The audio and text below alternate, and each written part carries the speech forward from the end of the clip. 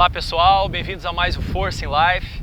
Na videoaula de hoje eu irei mostrar para vocês uma parte do treinamento de hipertrofia muscular de uma aluna, onde a gente prioriza não apenas a hipertrofia e o crescimento do músculo no treinamento, mas também a recuperação da amplitude articular ou da amplitude do movimento. Então, em paralelo a esse treinamento de hipertrofia, eu acho importante, particularmente falando, trabalhar ou resgatar a amplitude do movimento com técnicas de mobilidade articular, juntamente a esse trabalho, ou então antes da sessão ou durante a sessão. E isso pode estar ajudando a pessoa a não desenvolver gestos musculares encurtados no dia a dia ou durante a realização do exercício. Aqui, Balneário Arroio do Silva, Santa Catarina. Como eu sei que existem muitos seguidores do canal, Brasil afora, estarei mostrando aí para vocês a praia, Santa Catarina.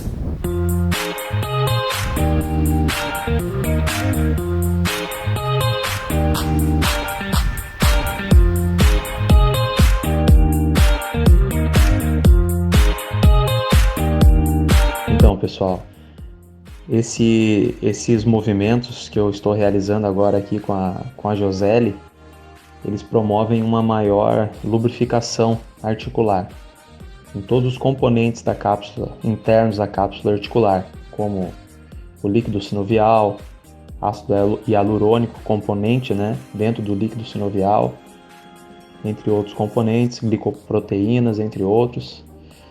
E isso favorece uma maior lubrificação na articulação e uma maior mobilidade da articulação dela. Além de também estar aí executando alguns alongamentos que favorecem uma maior extensibilidade da fibra dela, um maior grau de liberdade para executar os movimentos na hora do momento da execução do movimento.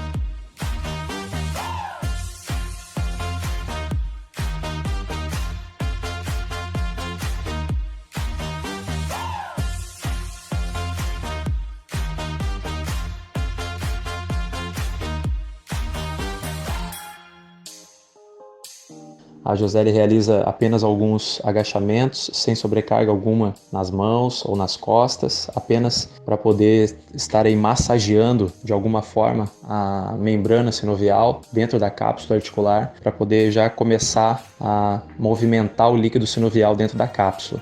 Aqui mais uma vez então a flexão do quadril em cadeia fechada, onde o tronco se aproxima do membro inferior e o segmento distal, as pernas dela está não livre, está presa no movimento. Então você tem um alongamento em cadeia fechada. Alongamento em cadeia aberta é quando você tem o segmento distal, nesse caso seria a perna dela, livre no movimento. Nesse caso ela está fixa no chão, então você tem um alongamento em cadeia cinemática fechada.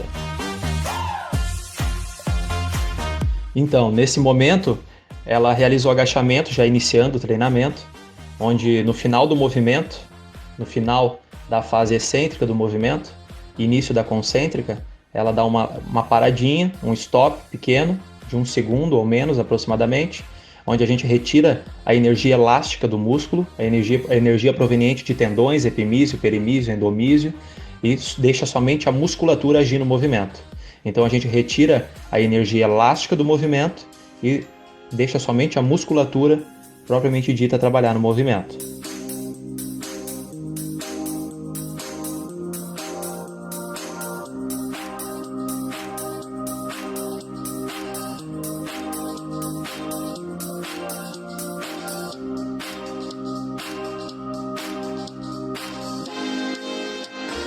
Para poder aproveitar melhor o tempo do cliente, eu acabo trabalhando por grupos musculares alternados por segmento, onde nessa forma suspensa de trabalhar os músculos do grande dorsal, principalmente falando, nesse caso, devido ao movimento de adução e abdução transversal do ombro, apesar do movimento do cotovelo deixar um pouco em diagonal, para que eu possa recrutar também romboides, trapézio medial e também o latíssimo do dorso.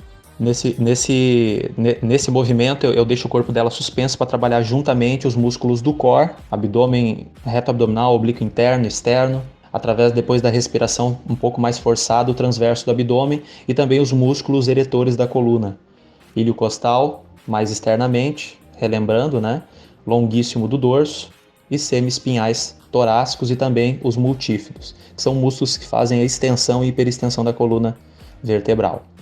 O corpo dela totalmente então suspenso nesse movimento. A ideia também seria preparar as articulações, tendões, ligamentos, além da musculatura da pessoa que está executando, né, o movimento, para que ela possa ter um maior grau de liberdade para executar o movimento, sem qualquer interferência ou qualquer encurtamento muscular prévio na execução dos movimentos. E isso a gente consegue realizando o movimento com essa pausa, essa pequena pausa, no final da fase excêntrica e início da concêntrica no movimento. Aqui um movimento já não levando em consideração ponto de descanso, ela estende totalmente o joelho para realizar o movimento, e sim agora priorizando uma velocidade um pouco mais alta, principalmente na fase concêntrica, vencendo o movimento. E isso também contribui para estímulos hipertróficos, estímulos de mecanotransdução de sinal, onde a gente gera estímulos hipertróficos através desse aumento de velocidade na execução do movimento. Lembrando que nesse tipo de execução você tem um aumento de recrutamento de unidade motora, que depende não somente da quilagem, mas também da velocidade de condução do sinal elétrico, nesse caso do sinal que vai até o músculo. Não podemos deixar também de citar os músculos também que estão sendo recrutados nesse momento, no momento da puxada suspensa, como os músculos do reto abdominal, os músculos do core, né? Reto abdominal, transverso do abdômen, eretores da espinha, que eu já falei, multífidos, glúteo máximo. Os multífidos, por exemplo, são músculos pequenos e com pouca vantagem mecânica, com predomínio de fibra do tipo 1, e são responsáveis pela desaceleração durante esses movimentos mais funcionais. Aqui, dando então prosseguimento, ela realiza os agachamentos e eu vou tirando o ponto de descanso do movimento. No final da fase concêntrica e início da fase excêntrica do movimento, do agachamento, eu não deixo ela estender totalmente o joelho no final da fase concêntrica, e automaticamente na fase excêntrica ela vai ter uma maior ativação da musculatura, nesse caso aí do quadríceps, dos músculos que estendem o joelho e dos músculos também que estendem o quadril, glúteo máximo.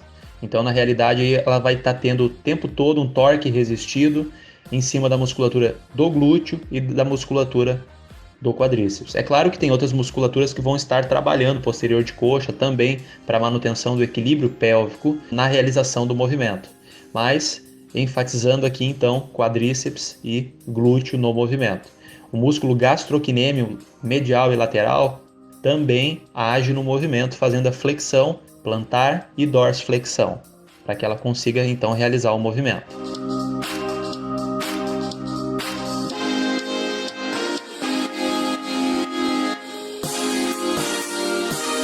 Nesse momento a gente faz a fase concêntrica rápida e segura excêntrica.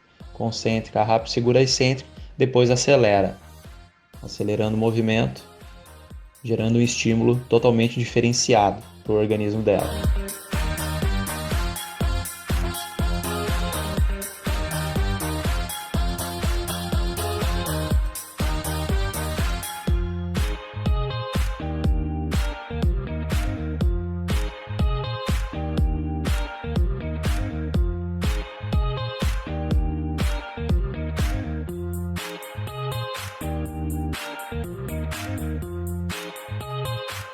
Agora a puxada na barra com as mãos supinadas, onde há um trabalho aí prioritário do latíssimo do dorso, do grande dorsal, fazendo a extensão e flexão do ombro ao lado, próximo à lateral do corpo, o cotovelo. O corpo também suspenso, facilitando toda aquela ativação já falada no início do vídeo. Agora o afundo, um movimento curtinho seguido de outro mais longo, mais completo. Exercício bem interessante para membros inferiores, principalmente falando aí da musculatura do glúteo, do quadríceps, também a região do isquios tibiais, cabeça longa e curta do bíceps femoral e semimembranoso e semitendinoso. Os músculos posteriores da coxa também atuam nesse movimento, e os músculos gastrocnêmicos. Não podemos deixar de citar a grande atuação aí da musculatura do glúteo e do quadríceps nesse movimento. São os músculos aí alvo desse treinamento. um dos músculos alvos nesse treinamento. Aqui então no crossover, mantendo a ativação dos músculos do core, permitindo essa ativação devido ao tipo de exercício. Movimento de flexão e extensão da articulação glenohumeral, ativação aí de latíssimo do dorso, mas eu peço para ela abrir um pouquinho o cotovelo para pegar também um pouco a musculatura superior, romboides, trapézio superior, trapézio medial principalmente, trapézio inferior, né, no movimento. Romboides atuando também e, claro, o latíssimo do dorso, porque ela está fazendo um movimento de flexão e extensão da articulação do ombro, da articulação glenohumeral. Agora, não sei se você lembra, no início do treinamento, ela realizou a flexão do quadril, porém o segmento distal, as pernas dela estavam presos no movimento. Ela estava com os pés no chão. Então ela realizou antes o alongamento da flexão, realizando a flexão do quadril em cadeia cinemática fechada. Agora eu estou realizando o movimento nela, onde o segmento distal, as pernas dela estão livres no movimento, ou seja, o movimento de alongamento, de flexão do quadril em cadeia cinemática aberta, o segmento distal livre no movimento. Alguma técnica aí também de relaxamento miofacial no trato iliotibial, bem na lateral, a musculatura do tensor da face lata e todo o complexo miofacial tendinoso que envolve, tecido conjuntivo fibroso local, bem na lateral. Agora na fase de subida do movimento, na fase concêntrica do movimento, na extensão do quadril, eu realizo uma sobrecarga contra a fase concêntrica e principalmente contra a fase excêntrica. A fase concêntrica ela vence a força aplicada por mim e na fase excêntrica ela também suporta a resistência gerada pelo meu corpo. Aí é uma extensão do quadril, mas também uma hiperextensão tóraco-lombar. Depois o mesmo procedimento realizado daí com a outra perna. Agora a cadeira abdutora sentado, os músculos alvo nesse exercício, glúteo médio, mínimo e piriforme, realizando a abdução do quadril. Eu coloco uma quilagem que ela possa perceber, sentir bem o movimento, eu trabalho de uma forma curta lá fora e volto todo o movimento, que ela possa perceber bem o movimento, ter uma consciência corporal e uma consciência do movimento, que ela possa se conectar com a musculatura que está sendo trabalhada. Nesse momento, nesse período do treinamento, é importante que ela desenvolva e tenha bem essa consciência corporal. Então, pessoal, o treinamento chegou ao final. Eu agradeço aí a todos os seguidores do canal e espero que tenha servido ou possa ser útil, né, para muitos profissionais ou acadêmicos da área, enfim, treinadores. Na realidade, o ideal seria essa troca de informações e metodologias de treinamento, e isso aqui é o interessante, ok? Não leve isso como uma receita que deva ser seguida, apenas eu estou mostrando um pedaço aí do treinamento de um aluno, ok? Lembre-se de levar sempre em consideração a fase do treinamento, o nível de treinamento da pessoa, alimentação, sono, estresse, se a pessoa é atleta ou não. Nesse caso, não é uma pessoa atleta.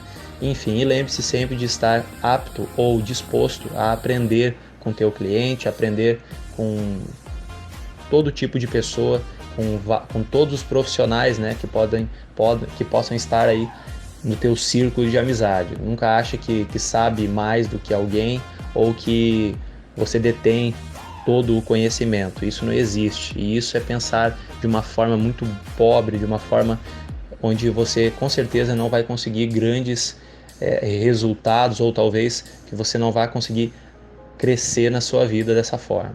Acho que a troca de experiência e de informação é o que realmente vale, e isso sim é o que transforma a vida das pessoas ou contribui para a modificação da vida das pessoas, tanto do corpo quanto da mente. Um abraço.